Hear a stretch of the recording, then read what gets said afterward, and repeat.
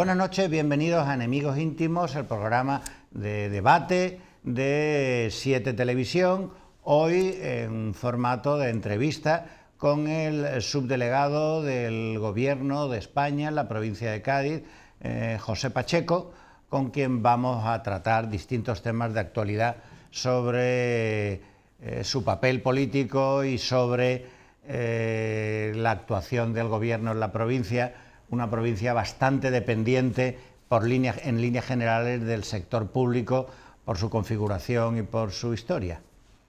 Bueno, la primera pregunta es un poco a bocajarro, José. ¿Te vas a presentar de candidato a las elecciones municipales de Cádiz? Esto era de la política nacional, bueno, esa es la... Tú sabes que yo soy del Cholo Simeone y lo mío es el juego directo. Vale, mira, no, en principio, aunque sí que es verdad que he escuchado hablar del No te vayas a escurrir a decirme que no es el momento, ya veremos. Bueno, es cierto que ahora mismo estamos en un momento, tú lo sabes, además de elecciones, hemos empezado con el proceso congresual a nivel nacional, ya tenemos secretario regional también, aunque es verdad que el proceso congresual ahora será también en noviembre, y luego quedan 2 procesos congresuales más. O sea, si queramos o no queramos, sea o no sea, la respuesta típica es que ahora mismo estamos en otro momento diferente, ¿no? Por otro lado, vamos a ver, yo siempre me he sentido vinculado a proyectos dentro del partido y he formado parte de equipos. Entonces yo defiendo esa forma de trabajar dentro del partido. Cuando pasen todos estos procesos, veremos si continuamos con el mismo proyecto político, si yo formo parte de ese proyecto político, y entonces ya se plantearán las cuestiones que haya que plantear, que son, ya estamos hablando de cara al 2023, ¿eh? Entonces vamos a esperar que primero pasen estos procesos, y una vez que pasen estos procesos ya seremos... Esa es una respuesta de carril, José. Pero ahora te lo voy a enfocar de otra manera. ¿Te gustaría, vamos a ver, llegado el caso... Es decir, eso ya es una cuestión personal e íntima, no depende... ¿A ti te gustaría? O sea, ¿te gustaría ser alcalde de Cádiz, por ejemplo? Mira, una cosa es... ¿Tú has sido concejal? Claro, exactamente, yo he sido concejal. Una cosa es que yo valore que ser alcalde de una ciudad como Cádiz, además una ciudad en la que, en la que he nacido y en la que me he criado y he vivido toda mi vida, ser alcalde sería un honor y sería un trabajo, yo creo que de los más bonitos. Yo creo que de los servicios públicos que se pueden hacer desde la política, uno de los más bonitos es ser alcalde de tu ciudad, ¿no? Eso es una cosa que yo valore, que ese es un trabajo bonito, y otra cosa es si me gustaría o no me gustaría. Yo siempre he asumido, yo llevo más de 20 años en el partido, y siempre he asumido que en el partido hay que estar a lo que el partido necesite en ese momento, independientemente de que a veces te guste más o te guste menos, te gustaría o no te gustaría, ¿no? Pero si el partido te necesita en un momento determinado haciendo un servicio concreto, pues tendrás que planteártelo y valorarlo, ¿no? Entonces, bueno, en ese sentido ya se planteará y ya se valorará. Pero está disponible. Si el partido me lo pide, ya veremos lo que hacemos. Siempre y cuando formemos parte, además, yo insisto mucho en eso. Yo soy el Cholo Simeone, pero tú eres Vinicius Junior, ¿eh? Lo tuyo es el gambeteo.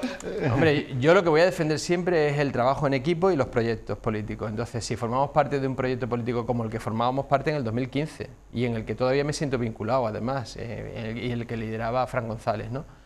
Si sigo formando parte de un proyecto político y formamos parte de un equipo, pues ya en el equipo se hablará. Bueno, vamos a hablar entonces de temas del Gobierno de España. Voy a cambiar el chip, ¿vale? Airbus. ¿Perdón? Airbus. Sí. Vamos a hablar de Airbus. Digo porque es un tema de actualidad. Parece que Airbus ha comunicado oficialmente que va a cerrar la planta de Puerto Real. El Gobierno de España es accionista de un paquete de algo menos del 5%, me parece. Correcto, sí. de la empresa, del Consorcio Aeronáutico Europeo. Ha puesto el Gobierno de España 400 millones de euros en la planta de Getafe. ¿No existe la más mínima posibilidad de mantener abierta la planta de Puerto Real?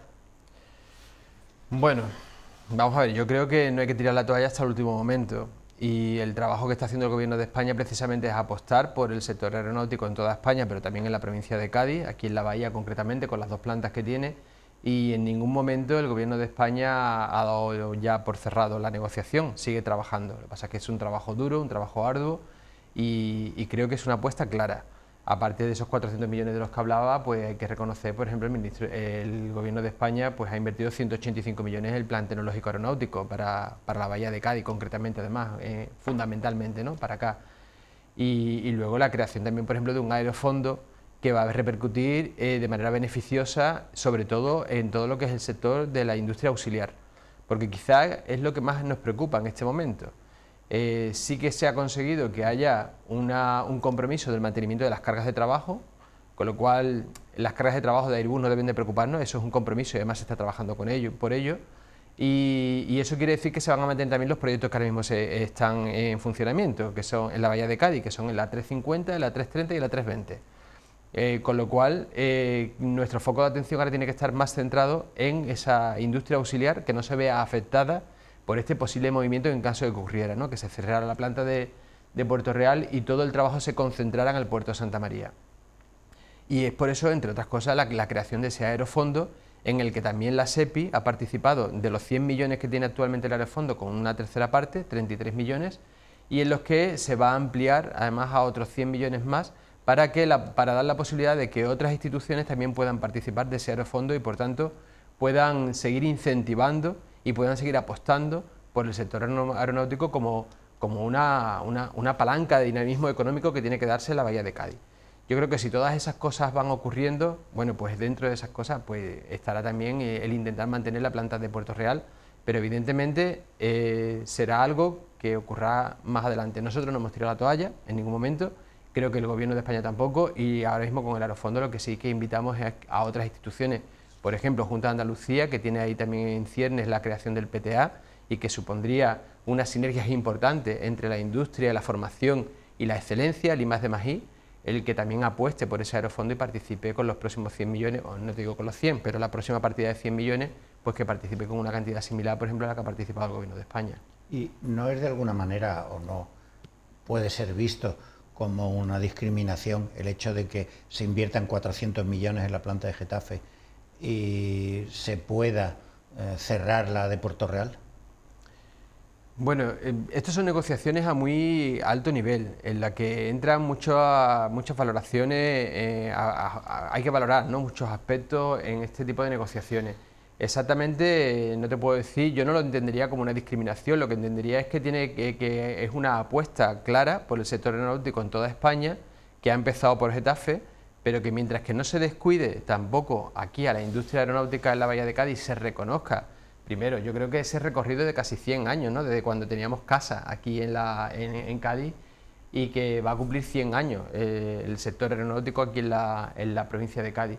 Entonces, no tenemos que verlo como una competición contra Madrid quizás, sino como unas sinergias en las que entre Madrid y la Bahía de Cádiz podemos seguir apostando por el sector aeronáutico en la España y considerarlo como un sector estratégico, que yo creo que es lo importante.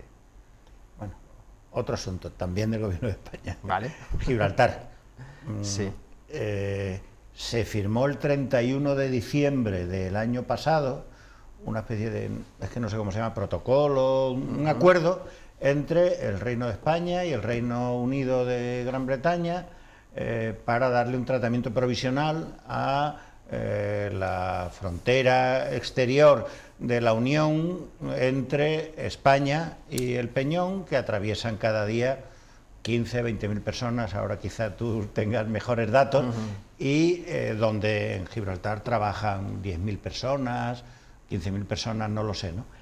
Parece que se continuaban las negociaciones porque concluía ese periodo transitorio por el cual se mantenía Gibraltar con el estatus anterior al Brexit, y se había planteado en aquel protocolo la posibilidad simplemente de que los gibraltareños se incorporaran al espacio Schengen, como hay otros países que están fuera de la Unión, que están en el espacio Schengen, y por tanto se eliminara la verja. ¿Cómo van esas negociaciones? ¿Existe el riesgo de que el conflicto de Irlanda del Norte suponga una ruptura y vayamos a una frontera dura en Gibraltar, con la repercusión para el empleo que eso puede tener? Bueno, empezando por el final, y vamos a ir buscando después la parte más optimista, ¿no? Cualquier eventualidad es posible. De aquí a que se cierren las negociaciones, cualquier cosa puede ocurrir. Tenemos que recordar que ya Reino Unido es un tercer país y por tanto, bueno, pues cualquier cosa podría ocurrir. Dicho esto, lo que se está trabajando de manera muy intensa, a muy alto nivel y sobre todo además con relaciones diplomáticas, que son las más importantes en este caso, es que eso no ocurra. Y yo creo que se está consiguiendo, se está consiguiendo. España ha tenido ahí un papel fundamental en las negociaciones, que sabemos además que desde el principio el Brexit era una negociación entre Europa con Reino Unido. Reino Unido se salía de Europa y la negociación se mantenía allí. Pero fíjate, desde el primer momento el presidente Pedro Sánchez lo que hizo fue plantarse en Europa, negociar en Europa, que España tenía que tener un papel relevante en ese tipo de negociaciones. ¿Por qué? Porque teníamos aquí a Gibraltar y se consiguió que España fuera reconocida en esa negociación por parte de la Unión Europea para poder dar su última palabra en todo lo que tuviera que ver con Gibraltar. Con lo cual España ahí adquirió un protagonismo relevante, especial, en lo que son las negociaciones con Gibraltar. Luego hay que reconocer que en todo este periodo de negociaciones se ha conseguido el primer tratado que se firma con Reino Unido con respecto a Gibraltar, que es el tratado fiscal, que se hizo en abril del 19. Nunca antes se había hecho un tratado que afectara a Gibraltar y ahora se ha conseguido también. Eso es gracias también a las negociaciones. Y ese tratado ya está funcionando. Y gracias a ese tratado se está intercambiando información de carácter fiscal fundamentalmente entre el Gobierno de España y el Gobierno de Reino Unido en todo lo que afecta a Gibraltar para evitar y luchar precisamente contra el fraude fiscal, ¿no? Y eso ya es fruto de esa buena negociación y esa buena relación y entendimiento. Hay que también tener en cuenta en esta mesa en la que hay muchos elementos a valorar, que Gibraltar votó no al Brexit y por tanto la población de Gibraltar es una población afín a que exista este espacio de prosperidad compartida por el que estamos trabajando, ¿no? Lo que tú has dicho, ese espacio Schengen, que se mantenga ese espacio Schengen y por tanto haya una libertad de circulación entre los ciudadanos de Gibraltar con el resto de Europa y viceversa, ¿no? Todo eso son puntos a favor, ¿no? Y se sigue trabajando. Europa, bueno, se llegó a ese acuerdo in extremis justo el 31 de diciembre del año pasado, del 2020. Luego ese acuerdo lo ha tenido que estudiar y valorar la Comisión Negociadora de la Unión Europea. La Comisión Negociadora, bueno, pues ha tenido ahí muchas dudas con respecto a muchas cosas, pero finalmente al final se aprobó ese mandato negociador y a partir de ahora los negociadores ya tienen una hoja de ruta que se llama ahora así como un guión que seguir con cuáles son los elementos para seguir negociando. Si hay buena voluntad por parte de ambas partes, y creo que sí que las hay, y hay interés en llegar a ese acuerdo final en el que ese espacio de prosperidad compartida sea una realidad, ese espacio Schengen, y por tanto las fronteras se retranqueen de alguna manera al puerto y al aeropuerto, que serían las dos entradas internacionales a Gibraltar. Una de las razones o uno de los ejemplos que podemos ver de que realmente eso se está produciendo es que el Consejo de Ministros este martes aprobó la prórroga de todos aquellos acuerdos que hay de beneficio o de reconocimiento entre unos y otros. Por ejemplo, el carnet de conducir, por ejemplo, todo lo que son los estudios o, por ejemplo, lo que es la asistencia sanitaria de manera recíproca, ¿no? Que los gibraltareños puedan tener derecho a la asistencia sanitaria española y viceversa, ¿no? Entonces, bueno, el prorrogar todo ese tipo de acuerdos es una señal más de que realmente estamos caminando en esas negociaciones. Lo que pasa es que es verdad que son negociaciones duras, que son negociaciones lentas y que son negociaciones en las que no solamente participa España, sino que también participa el resto de la Unión Europea con Reino Unido. Pero yo creo que va a llegar. Y el objetivo fundamental de España es precisamente conseguir que todos esos trabajadores, los que hablabas antes, esos 12-15.000 trabajadores que pasan todos los días, no vean truncada su vida personal, sus puestos de trabajo, sino todo lo contrario, sino que haya esa fluidez como existía hasta ahora. El principal escollo sigue siendo el control aduanero en el puerto y el aeropuerto por parte de Frontex o de la Policía Española, es decir, cómo se coordina eso de manera tal que no pueda ser Gibraltar una puerta falsa de entrada al espacio Schengen y que los gibraltareños no sientan vulnerada o que España se ha hecho cargo de su soberanía, ¿no? Claro, ese es el principal escollo. Exactamente, ese es uno de ellos y se está trabajando sobre él y la Unión Europea al principio tenía su reticencia, lo veía difícil, ¿no? Que no fuera la propia policía española, porque al fin y al cabo es un control policial. Es un control documental, de ver los pasaportes y de ver quién entra o quién sale. Solo que en vez de hacerlo en la verja, pues ahora lo haríamos en el puerto y aeropuerto, ¿no? Pero finalmente la Unión Europea aceptó que fuera Frontex. También es cierto que Frontex es una unidad administrativa que forma parte de las policías de la Unión Europea y en ello se está trabajando, ¿no? Pero sí que es verdad que es uno de los puntos, por ejemplo, que genera más debate y sobre los que se está trabajando más. Y esto me sirve esta pregunta para cambiar también de tema. Es decir, el hecho de que sea el campo de Gibraltar una especie de lugar de casi 3 fronteras de manera recurrente, provoca situaciones con el narcotráfico, problemas policiales de primer orden. Recientemente en la línea ha vuelto a haber conflictos, ya lo hubo, hará unos 3 o 4 años fue. Ah, vale, pensé que te decía los de mayo. Sí, no, también. Hace 3 o 4 años parecía que ni la policía se atrevía a entrar en la línea, ¿no? Cuando entraron en el hospital a rescatar a uno de los suyos y demás, sí. Entonces, puede servir para resolver este asunto, porque yo siempre escucho esas cosas de, bueno, detrás del narcotráfico lo que hay es la depresión económica del campo de Gibraltar, y yo no estoy tan seguro de que eso sea así, ¿no? ¿Cómo está esa situación y si crees que las únicas medidas que van a resolver el tema son policiales y si contamos con la ayuda del gobierno de Picardo para este asunto? Sí, yo creo que sí. La colaboración entre países es plena en ese sentido y de hecho me retrotraigo a casi unos pasos antes a llegar a lo que es narcotráfico puro y duro, que sería el contrabando de tabaco, por ejemplo, ¿no? El comercio ilícito, ¿no? de tabaco.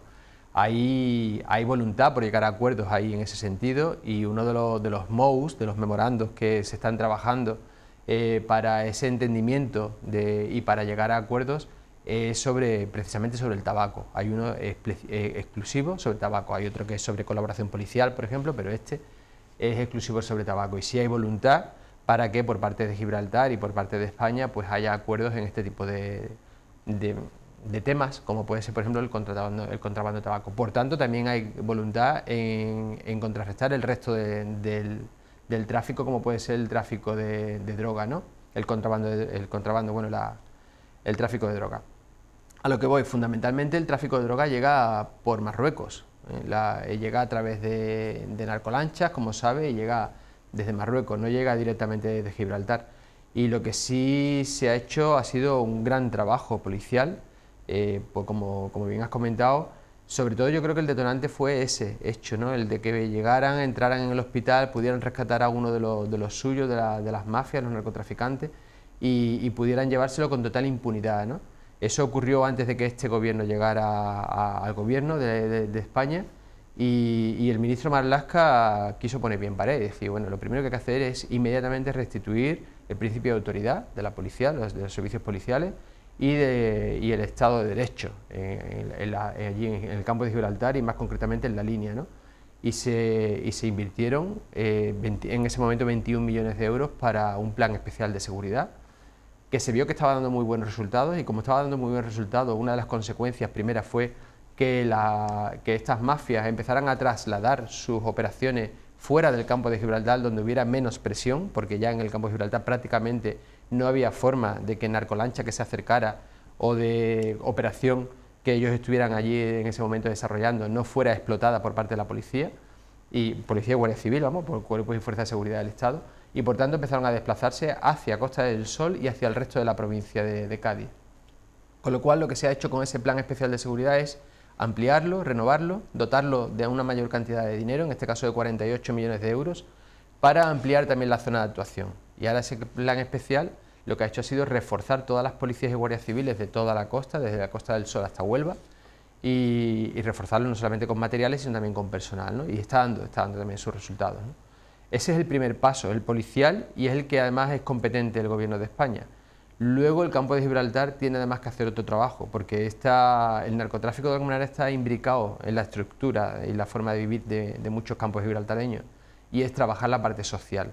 Ahí necesitamos de la participación de la Junta de Andalucía, porque todo lo que tiene que ver con educación es competencia exclusiva de la Junta de Andalucía, la educación de adultos, la alfabetización, la lucha contra el asentismo escolar, el que los chavales no vean, los adolescentes no vean una solución en hacer de punto, ¿no? Hacer de punto es vigilar a la Guardia Civil a donde está, para informar a los narcotraficantes. Si la Guardia Civil está en la playa de Poniente, pues los narcotraficantes entran por la otra, ¿no?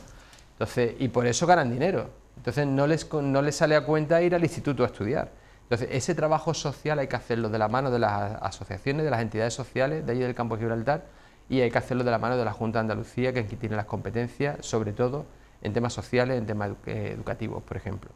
Y las dotaciones de plantillas, tanto de la policía como de la Guardia Civil, que se dirigían en aquella época, que eran insuficientes, ¿se ha completado con esas cantidades de dinero que tú comentabas? Sí, mira, estamos casi prácticamente al 95% de las plantillas cubiertas, de lo que es como tú eres funcionario también, tú sabes de la RPT, de la relación de puestos de trabajo, prácticamente el 95% está cubierto, y está cubierto gracias a este plan especial que ha hecho una apuesta por cubrir todo lo que sería el capítulo 1, que es el capítulo de personal, ¿no? Y estamos muy por encima del resto de la media de España. Otra cosa diferente, yo lo pongo sobre la mesa porque además reconozco que hay que trabajar sobre eso y los sindicatos policiales nos lo reclaman, es que haya que darle una vuelta a esas RPT, porque esas RPT tienen ya sus años y es verdad que existen servicios que a lo mejor están muy dotados en la RPT y no necesitan ahora una tal dotación porque han cambiado los métodos, han cambiado las formas y demás, y a lo mejor hay otros servicios como los servicios de investigación, de policía judicial o el propio Centro de Atención Temporal de Extranjeros, que se creó recientemente en el 2018 y que no existía antes y que necesita ahora que sea dotado de personal, ¿no? O que se refuerce con más personal ese tipo de servicios. Entonces igual sí hay que dar una vuelta a la RPT, yo lo reconozco, pero también es cierto que actualmente las RPT están cubiertas a un 95% más o menos. El coronel de la Guardia Civil, Jesús Núñez, el otro día, supongo que estabas tú presente el día de la patrona, me parece que es, ¿no? Pidió un endurecimiento de las penas a raíz del incidente por el cual había perdido la vida un guardia civil, creo que había sido arrollado por un coche o algo así, ¿no? La primera reflexión que yo me hice en aquel momento, que me resultó extraño, ver a un mando de la Guardia Civil haciendo un comentario de carácter político, ¿no? Y luego no sé si es que tiene razón, que a lo mejor es que resulta que el hombre tiene razón y no es tan político. A mí me pareció político y por tanto me resultó extraño. Yo me imagino que tú estabas aquel día allí. Lo escuché, sí. Bueno, mira, yo creo que aunque en principio podemos pensar en primer momento que es lógico, ¿no? que hay que endurecer las penas y demás, también es cierto que hoy día a los narcotraficantes no les sale gratis el negocio, ¿no? Estamos, desde que se implantó el Plan Especial de Seguridad, estamos explotando operaciones prácticamente día sí y día también. Todos los días nos desayunamos en el periódico con una nueva explotación en la que se han incautado coches, viviendas, se han intervenido cuentas bancarias a través de las cuales ellos hacen el blanqueo de capitales y es donde más les duele, aparte de todo lo que es la incautación de la droga en sí, ¿no? Entonces, no les está saliendo gratis y todo eso va a tener sus procesos judiciales posteriores y, por tanto, también va a tener sus penas. Por otro lado, el Gobierno de España, por ejemplo, una de las primeras cosas que hizo cuando llegó al Gobierno a través del Ministerio de Hacienda fue prohibir las narcolanchas. Porque, claro, ¿quién tiene una narcolancha? Tú no la tienes, yo tampoco la tengo. Con además que mantener esos 4 motores cuesta la misma vida. Quien tiene una narcolancha prácticamente podemos decir que la está usando para una actividad ilícita, ¿no? Por tanto, se prohibieron automáticamente y ya no se pueden usar. En el momento que tú tengas una narcolancha te pueden demandar y denunciar por ello, ¿no? Y multar por ello. Entonces yo creo que la demanda del coronel, que he hablado además muchas veces con él, es porque ahora también en esa misma línea se prohíba o de alguna manera se considere también ilícito el acúmulo exagerado de gasolina, de garrafas de gasolina, porque al fin y al cabo es para darle de comer a esas narcolanchas, ¿no? Y se están incautando ahora muchas narcolanchas que lo que vienen es cargadas no de hachís sino de garrafas de gasolina porque sirven de habituallamiento a las otras, ¿no? Bueno, y se está trabajando en ello, es verdad, ahora mismo eso es una infracción administrativa y no tiene una pena muy dura, ¿no? Y entonces, bueno, yo creo que se puede ir trabajando en ese sentido, pero también es cierto, yo vuelvo a lo primero que te decía, el narcotráfico no está saliendo gratis. Está habiendo muchas detenciones, va a haber muchos juicios, muchos macrojuicios además, con mucha gente detenida, y el narcotraficante lo sabe, de hecho, por eso está buscando otras vías de entrada de la droga en España, porque sabe que ahora mismo el campo de Gibraltar y todo lo que es el resto de la costa gaditana está muy blindado. Entonces yo creo que está ajustado ahora mismo las penas que se están haciendo, el narcotraficante lo sabe, pero también es verdad que tenemos que a lo mejor seguir trabajando en esa línea del tema de la gasolina. Vamos a hacer un pequeño receso y ahora seguimos. Muy bien.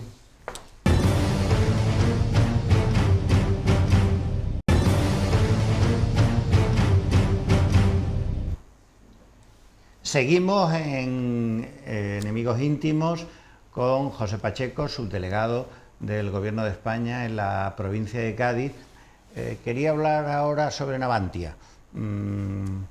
El Gobierno ha aprobado y ha dotado presupuestariamente, creo que no se llama BAN, no sé cómo se llama. Sí, ¿Se llama BAN? Buque de Acción Marítima de Intervención Subacuática, BAM-IS. Que para el astillero de Puerto Real, el de Cádiz, la Carenas Cádiz, parece que va como un tiro en contra de lo que algunos pensábamos que iba a ocurrir, que estaba llamado a desaparecer, pues resulta que ha encontrado su nicho, ¿no? También su hueco. Está en actividad privada y tiene una cartera de clientes extraordinaria, y queda la antigua Bazán de San Fernando, que está terminando las corbetas saudíes. Y cuál es el futuro, porque claro, al final siempre tiene uno la sensación con Navantia de que todo es hecho al final, después de que se apriete, y de, no sé, la sensación que yo tengo, ¿no?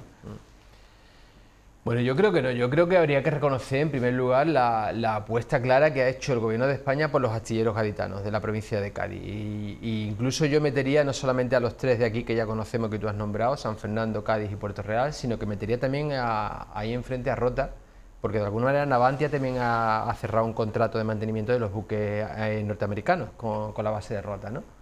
Y metería a los cuatro astilleros, aunque sí también es cierto que los tres de aquí son los que tienen más envergadura de trabajo, ¿no? Y desde el primer momento Navantia y la SEPI tuvieron claro que este Gobierno de España quería apostar por revitalizar y por no dejar morir ninguno de los astilleros, y por tanto buscar cargas de trabajo que llegaran aquí a la bahía de Cádiz, y así se ha ido sucediendo. También es cierto que ahora mismo Navantia tiene que competir en un mercado internacional y tiene que buscar clientes por todos los rincones del mundo, clientes que quieran y que deseen que sus trabajos se hagan aquí. Por lo tanto, nosotros tenemos que ser en ese caso competitivos y demostrar que aquí los hacemos mejor que en ningún sitio, y lo estamos demostrando. San Fernando con Navantia Sistemas, por ejemplo, está siendo puntero en todo el mundo. Todo el mundo está reconociendo la capacidad que tiene Navantia Sistemas para dotar de sistemas avanzados de todo tipo a sus buques, ¿no? Y yo creo que ahí está esa excelencia, y ahí tenemos que seguir trabajándola. Hacer buques de la manera más sencilla posible. Tenemos otros muchos astilleros en el mundo que son más competitivos y que probablemente lo harían de manera más barata, más económica, pero el que nosotros podamos dotar de ese plus, de ese extra a nuestros buques, con esos sistemas, por ejemplo, para la guerra o para geolocalizaciones o para cualquier otra cosa, ¿no? que está haciendo ahora mismo Navantia Sistemas, eso poca gente en el mundo lo puede hacer, y por tanto ahí sí está, por ejemplo, una de nuestras ventajas competitivas, ¿no? Y lo mismo está ocurriendo ahora mismo con Navantia al introducirse en el mercado de las eólicas, por ejemplo, o de todo lo que son las energías renovables, ¿no? ¿Y por qué? Porque está demostrando también esa excelencia, esa capacidad de hacerlo en tiempo, en forma, el mejor producto posible, y los clientes están contentos. Y ahí está entrando Puerto Real también. Puerto Real no va a renunciar a hacer barcos, porque tiene el dique, ahora mismo el dique seco mayor de España, y puede hacer barcos que no pueden hacer otros astilleros, pero también va a ir compatibilizándolo con ese otro mercado, porque es un mercado emergente, y los grandes clientes que tenemos en el Mar del Norte pues tienen que desear hacer sus productos aquí, sus eólicas tienen que desearlo aquí. Parece que sí, que está ocurriendo, ¿no? Estamos entrando con buen pie en ese nuevo mercado. Y yo creo que, bueno, que todo eso lo que demuestra precisamente es lo que te he comentado, ¿no? La apuesta del Gobierno de España para que los astilleros de la provincia de Cádiz, en este caso la bahía, pues no fueran a desaparecer, sino todo lo contrario, tuvieran carga de trabajo. Dicho esto, también es cierto que Navantia tiene que estar continuamente presentando ofertas al mercado internacional y consiguiendo clientes. Y luego los clientes se están yendo con buen sabor de boca, se está yendo satisfecho. En este caso Arabia Saudí, por ejemplo, está muy satisfecha con el trabajo que se está haciendo. Ya hemos votado 3 corbetas, porque después de aquí a que se entreguen, ahora necesitan un tiempo de práctica, de más horas de mar, formación de la tripulación. O sea, todavía queda tiempo, ¿no? Más las otras 2 que todavía se están haciendo. Pero la propia Arabia Saudí va a ser luego nuestro mejor comercial en el mundo. porque si se va satisfecha con estas 5 corbetas, probablemente detrás de Arabia o vengan nuevos contratos con el propio Arabia o vengan nuevos contratos con amigos de Arabia que también quieran hacer negocios con nosotros por el buen trabajo que hacemos, ¿no? Yo creo que ahí esa es la línea, ese es el camino que tenemos que seguir recorriendo. Sobre presupuesto general del Estado, parece que en las infraestructuras de la provincia los 2 cuellos de botella en la provincia eran el nudo de 3 caminos y el ferrocarril Algeciras-Bobadilla. Se van a resolver porque llevamos años escuchando que se resuelve y nunca se resuelve.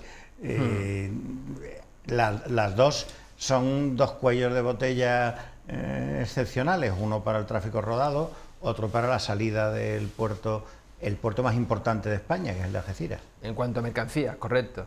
Estoy de acuerdo contigo, Fernando. Mira, yo creo que esto se demuestra con hechos. Me voy a centrar, por ejemplo, primero en el nudo 3 Caminos y luego te hablo de las Algeciras-Bobadilla. En el caso del nudo 3 Caminos, es verdad que muchas veces se hablaba de se va a hacer y nunca se ejecutaba, ¿no? Pero yo me voy a BOEs, yo me voy a los boletines oficiales del Estado. Durante 7 años del Partido Popular, del gobierno del Partido Popular, de Mariano Rajoy, durante 7 años la declaración de impacto medioambiental, que es una declaración previa que hay que hacer antes de empezar a ejecutar lo que sería el desarrollo del proyecto, porque claro, la declaración de impacto medioambiental es la que te dice si la carretera puede ir por aquí o por allí, si se come parte de las marismas o no se las come, si coge o no coge algún ecosistema concreto o algún ave que viva por allí o lo que sea, ¿no? Esa declaración se llevó 7 años paralizada y era prescriptiva y necesaria antes de poder desarrollar el proyecto de ejecución, de poder diseñarlo, dibujarlo, ¿no? Y hacerlo. Por lo tanto, cuando nosotros llegamos al gobierno en el año 2018 nos encontramos con que la declaración de impacto medioambiental estaba todavía sin hacer y había que terminarla. Se ha terminado, se ha encargado el proyecto a una empresa el proyecto básico, se ha hecho el proyecto básico, luego se ha puesto a exposición pública. Esa exposición pública ha recibido infinidad de alegaciones por parte sobre todo de ecologistas y de otras empresas, empresarios particulares y demás, y ahora todas esas alegaciones se han estudiado y se han incorporado para la redacción del nuevo proyecto, que sería el proyecto de ejecución. Ya ese es el definitivo. El proyecto de ejecución ya está terminado y por tanto ya estamos en disposición de poder sacar a licitación la contratación para la empresa que vaya a ejecutar el proyecto. O sea, ya se ha hecho toda la parte administrativa, ya tenemos el proyecto, ya estamos en disposición de poder empezar la obra, ¿no? Y por eso se ha presupuestado para el año 2022 los 20 millones de euros que hacen falta para empezar la obra y que la empresa que sea, la que salga después adjudicataria, pues empiece las obras. ¿Cuándo lo vamos a ver? Probablemente podríamos verla en el primer semestre del 22. ¿No? Pero también estamos hablando de una cosa, ¿cómo metemos máquinas? Imagínate en mayo, en junio, y empezamos a levantar la carretera en pleno verano. Entonces, vistos los plazos, a mí no me gusta engañar a la gente, yo a la gente le digo siempre lo que veo, guste o no guste, y lo que me parece que es la realidad. En pleno verano no nos parece prudente, a lo mejor empezar a meter máquinas. Si vamos a empezar a lo mejor a hacer algún tipo de movimientos de tierras laterales o cualquier cosa de las que hagan falta, pero realmente el trabajo serio igual no lo vemos hasta después del verano para evitar precisamente un mal mayor allá los atascos de verano que se producen, ¿no? Yéndome al otro extremo, a la otra bahía, con el carril de Algeciras-Bobadilla, bueno, pues pasaba 3/4 de lo mismo. Teníamos una declaración de impacto medioambiental que estaba paralizada y que además después Medio Ambiente, tanto la Junta de Andalucía como el Ministerio de Transición Ecológica, porque ahí participaban los dos, nos ha obligado a tener que modificarla, porque sobre todo por el tramo que va en la zona de la parte de Ronda, por el tema de la electrificación de la vía. Bueno, pues se pidió a la Junta de Andalucía autorización para poder dividir esa declaración de impacto medioambiental en 2 tramos y poder ir avanzando por uno, mientras que el otro, que sabíamos que era el más complicado, que era la electrificación de la zona de Ronda, pues quedara un poco más en segundo plano y por tanto llevaría un ritmo más lento, ¿no? La Junta de Andalucía lo autorizó, el Ministerio lo autorizó, se han ido haciendo ese tipo de trabajo y por tanto ya estamos también en disposición de seguir avanzando en esos trabajos. En ambos casos es una apuesta muy clara del Gobierno de España porque se hagan. Pero si me cabe, te diría que todavía la de Algeciras-Bobadilla es mucho más claro porque es una necesidad imperiosa, como tú has dicho, el que el puerto de Algeciras, que es el más importante de tráficos de mercancías, no pierda competitividad y por tanto pueda seguir siendo relevante en todo lo que es el negocio, ¿no? en las empresas de que están ubicadas en el entorno del campo de Gibraltar, era el poder contar con ese desplazamiento. Es un desplazamiento vía tren, que además reduce la huella de carbono, porque no es lo mismo utilizar el tren que utilizar tantos camiones para sacar los contenedores de mercancía. Por tanto, es eficiente, es energético, está en la línea de la Agenda 2030 y además es un requerimiento de Europa, ¿no? que se haga esa vía para poder conectar con el resto de Europa y que por tanto las empresas puedan sacar sus mercancías a través del puerto de Algeciras. Era imperioso y se está haciendo. Otro asunto, las murallas de Cádiz.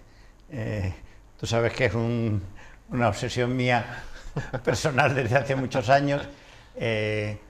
Vi que hubo un momento que parecía que era inminente que se fuera a intervenir en varios tramos de la muralla, en los tramos más deteriorados, detrás del Colegio del Campo y algún otro, y de repente ha vuelto a caer eso en el olvido. No sé si es que vi también que se le había pedido autorización al Ministerio de Cultura por primera vez, que eso no se había hecho antes nunca, pero parece como si se hubiera parado ese asunto y un día va a haber un desprendimiento. Bueno, con respecto a esto último que me comenta, empezando por ahí por el final, la intervención de cultura es porque las murallas de Cádiz son un BIC. Y entonces, bueno, pues hasta ahora se había estado acometiendo algún tipo de actuaciones por la vía de urgencia, pero también es cierto que se estaba haciendo sin que Cultura opinara al respecto. Y como es un BIC, Cultura tiene que dar el visto bueno de si la intervención que se va a hacer está acorde o no, precisamente con la protección de ese bien de interés cultural, ¿no? Entonces, bueno, en este caso, pues ya se quisieron hacer las cosas bien y por tanto, bueno, pues en colaboración entre los dos ministerios, el Ministerio de Transición Ecológica, que es quien asume lo que es la ejecución concreta del proyecto, con el Ministerio de Cultura, que es quien supervisa si la ejecución va o no acorde con la protección del bien, pues se pusieron de acuerdo y vieron que sí, que efectivamente se podía hacer ese tipo de actuaciones que se querían hacer, ¿no? Ya se ha liberado económicamente la partida presupuestaria que hace falta, que es de 1.600.000 euros, en total para dos intervenciones, una que se va a hacer, como bien dices, en la zona de Mirandilla, con más o menos la mitad, son unos 700-800 millones para un lado, y después otra intervención que se va a hacer en la zona que va hacia Baluarte de los Mártires, desde la altura de San Félix aproximadamente, y sigue hacia Bonete, ¿no? Hacia Punta Bonete. Entonces, bueno, pues sí, fundamentalmente está ahí la intervención. Y también son otros 700.000 euros. En total, entre los dos son unos 1.600.000, ¿no? Y ahora mismo lo que se está es redactando el proyecto de intervención. En el momento que se termine de redactar, se ejecutará, se sacará la licitación, se contratará una empresa para que lo ejecute. Por tanto, se está haciendo. Y ahora me retrotraigo un poco más atrás, ¿no? Ya esto es lo último. Mira, desde 2012 que con el tema del Bicentenario se hizo una gran remodelación del tema de las murallas, se metió dinero y demás, hasta ahora el Gobierno de España ha invertido más de 6 millones de euros en las murallas de Cádiz y siempre ha ido arreglándolo. Quizá la intervención última reciente que podemos ver de más envergadura ha sido o los arreglos del Castillo de Santa Catalina o bien también el arreglo del paseo que va hacia el Castillo de San Sebastián, que por el temporal prácticamente quedó bastante destruido y se hizo prácticamente nuevo. De esto creo que fue en el 19, estaba yo por aquí ya entonces. Por tanto, bueno, el Gobierno de España siempre va a estar protegiendo las murallas, porque entiende además que aparte de ser un BIC, que no puede permitirse el lujo de que se caiga, como dices, ¿no? un trozo y demás, y siempre va a estar apoyando y reparando todas aquellas partes, ¿no? Dicho esto, las murallas de Cádiz son unas murallas que son viejas, que están muy deterioradas, que necesitan mucho arreglo, y ya no solamente la parte que da al mar, sino de cota cero hacia arriba. Tenemos la muralla de San Roque, por ejemplo, el baluarte de San Roque, o tenemos las de Santiago, o tenemos las mismas puertas de tierra, que también necesitan de arreglos, de mantenimientos y demás. Yo creo que sería fundamental la colaboración interinstitucional, que todas las instituciones que tengamos ahí algo que decir, que colaboremos de alguna manera y que se puedan ir haciendo de manera coordinada. O sea, lo que no tiene sentido es que el Gobierno de España, a través por ejemplo, del Ministerio de Transición Ecológica, de Costas, arregle, por ponerte un ejemplo, el baluarte de San Roque de cota cero hacia abajo, hacia el mar, pero la parte de arriba pues está cayendo. Y al final prácticamente ni luce ni te ha servido para nada arreglar la parte de abajo si la de arriba se te cae, ¿no? Entonces yo creo que habría que buscar ese tipo de intervenciones coordinadas y que todas las instituciones, en este caso la parte de arriba correspondería al Ayuntamiento de Cádiz, pues que se haga de manera coordinada y que intervengamos de manera simultánea para ir protegiendo las murallas. ¿Y cuándo pueden empezar las obras? No lo sé, podría interesarme y ver si ya está licitada o no está licitada la empresa, pero yo creo que los tiempos administrativos nos vayan dando será pronto. Y le escuché una vez a Patricio Pouget, que es un gran conocedor y una persona extraordinaria, sí, por cierto, ¿no? que no se entendía en el Ministerio que la demarcación de costas tuviera que arreglar las murallas de Cádiz, que era una singularidad que iba en contra de la solución de los problemas, porque como tú bien sabes, constantemente hay que invertir en las murallas porque el mar las castiga y, en fin, tiene una erosión natural y tal. Y que él veía natural que eso pasara a cultura. Y supongo que en cultura no querrán, digo yo, eso es una elucubración mía, porque dice, bueno, pues esto es un marrón, es decir, que me hago cargo de las murallas significa que cada año hay que poner 1 millón, 2 millones, lo que sea, porque tú arreglas la Mirandilla y arreglas no sé qué, pero mañana va a haber otro boquete por otro lado, ¿no? Sí, pero fíjate, más que un marrón, como dices tú, yo creo que, vamos, no creo, sé a ciencia cierta que es una cuestión de capacidad técnica. El Ministerio de Cultura no tiene a los ingenieros que tiene Costa para poder hacer un diagnóstico correcto de dónde están las patologías más urgentes y cómo hay que atajarlas, ¿no?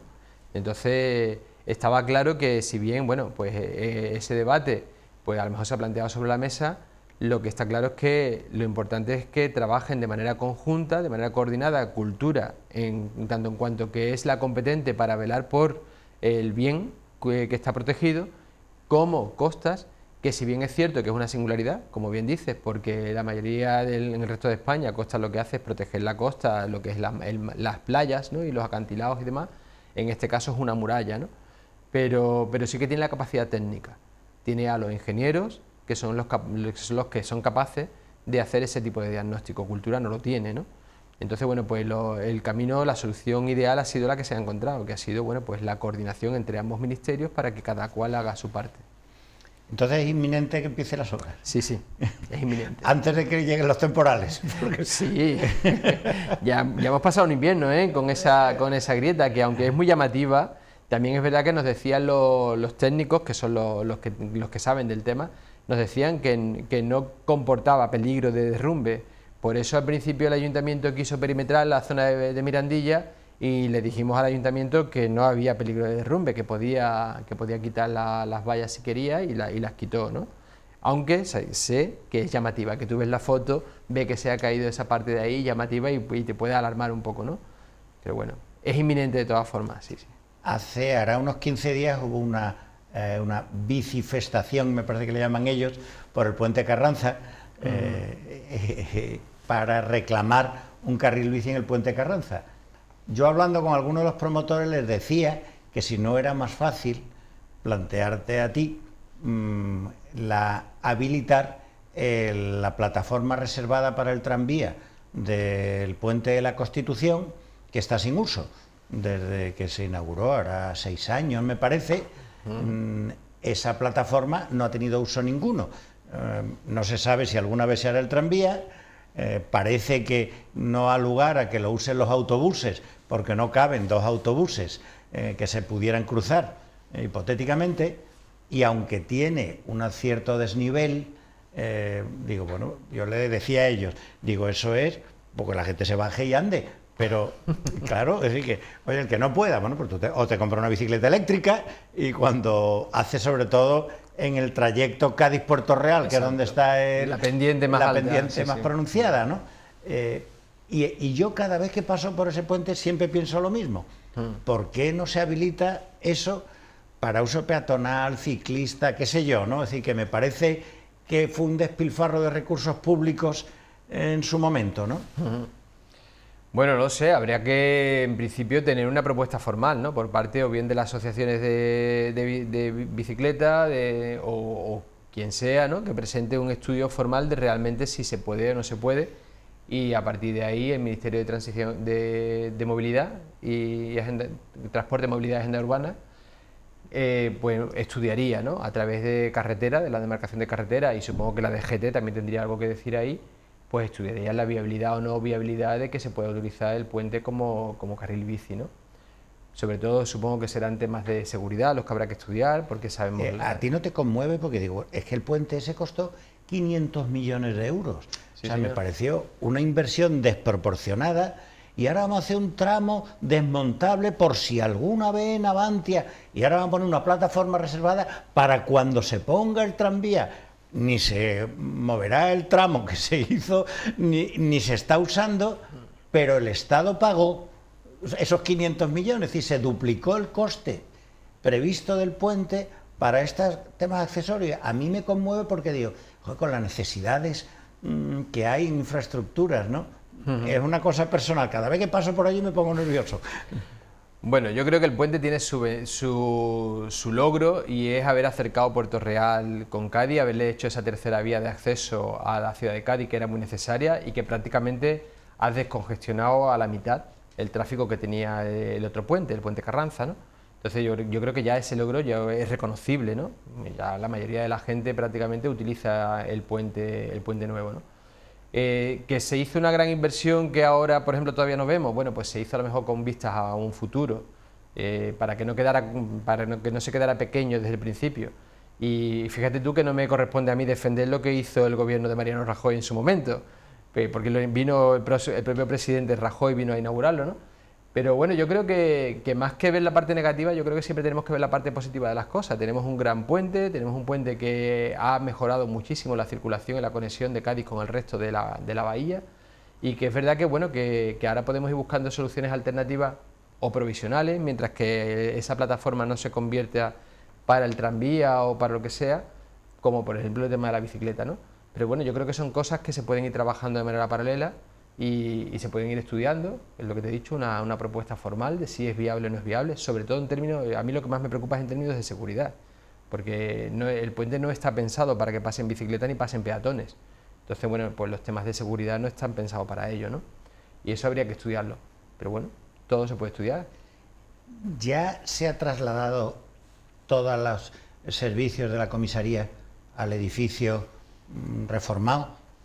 Ya... No, todavía no. Porque yo veo que ya entra gente en el edificio, supongo que las obras han concluido, pero veo también que el edificio del Pirulí se sigue usando, ¿no? No, el Pirulí no se sigue usando. Ya no se usa, ¿no? No se usa. El Pirulí terminábamos el contrato de alquiler y bueno, la idea era no prorrogarlo más. Era un contrato caro de 400.000 euros anuales.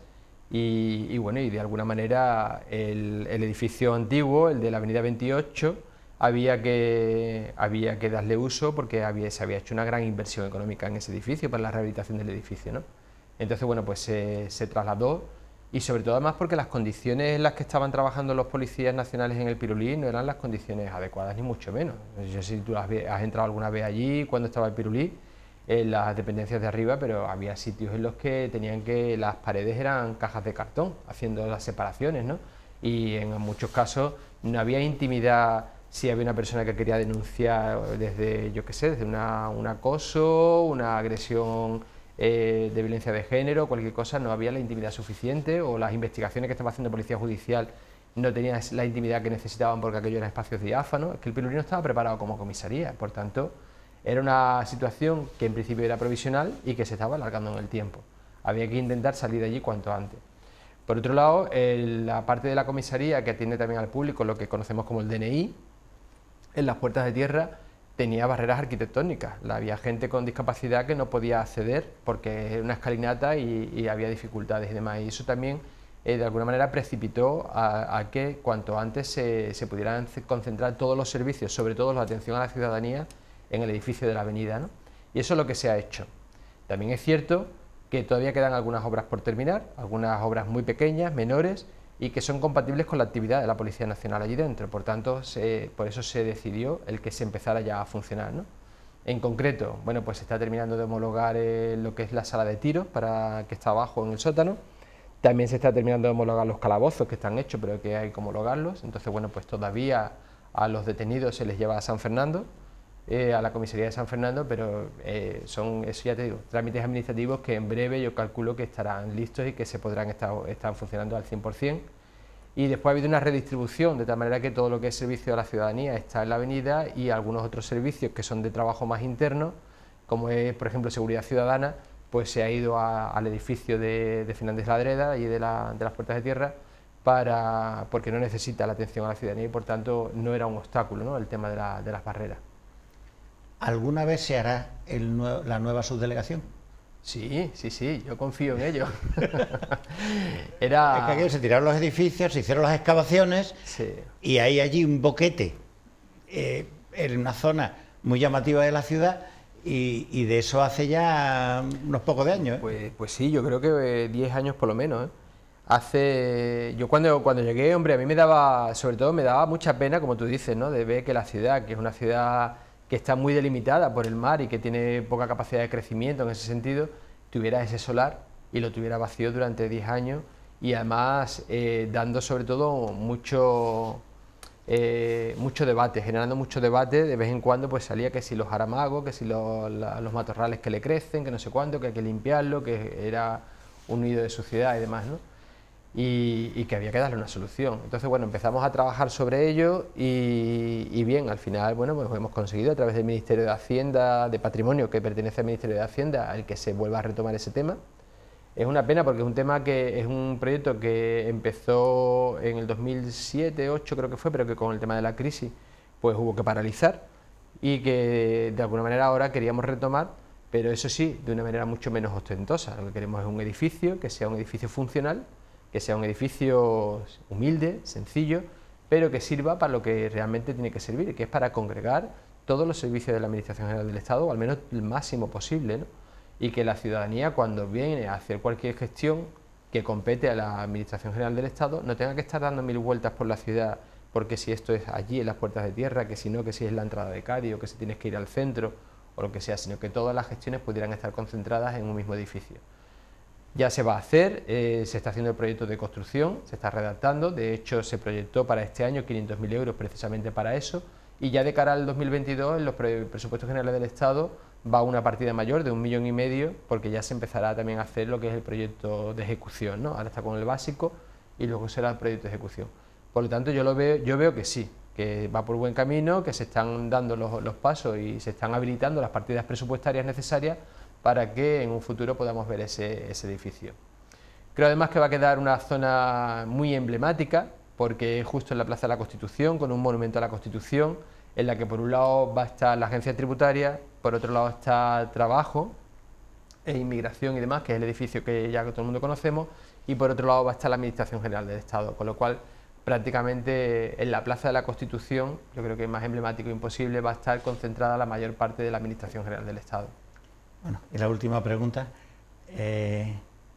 las luchas congresuales del Partido Socialista. Volvemos al orgánico. Te lo avisé, ¿eh? Te digo, vamos a terminar con otra pregunta incómoda. ¿Cómo estás participando? ¿Cómo lo ves? Hoy hemos leído a Ruiz Boix pidiendo un consenso. Hace 2 días leímos que se habían inflado los censos de cara a ese congreso.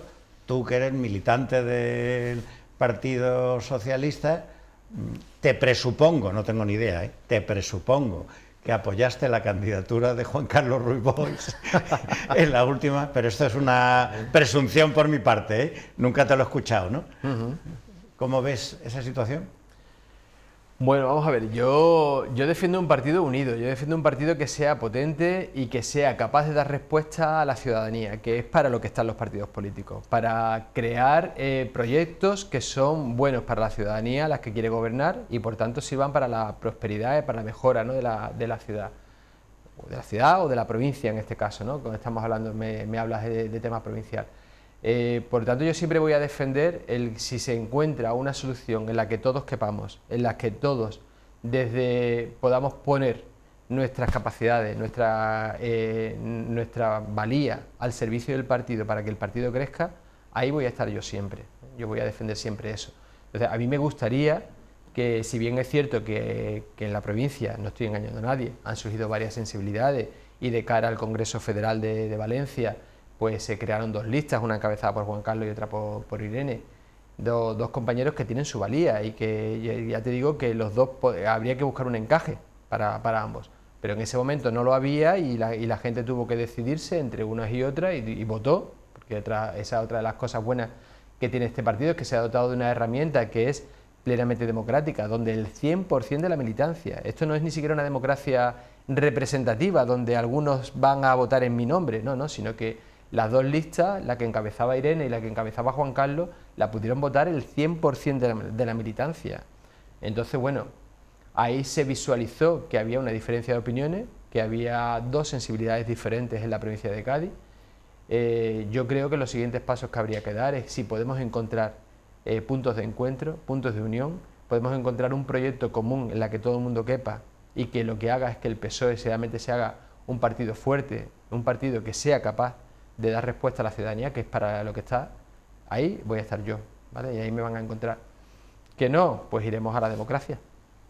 Bueno, pues muchas gracias a ti, Fernando. José, y ya nos volveremos a ver, esperemos que con las murallas perfectas, el nudo de 3 caminos resuelto, etcétera. Muy bien, para la próxima hablamos de esos temas de nuevo. Muchas gracias y damos por concluido Enemigos Íntimos de esta semana y les convocamos dentro de una semana en un nuevo programa.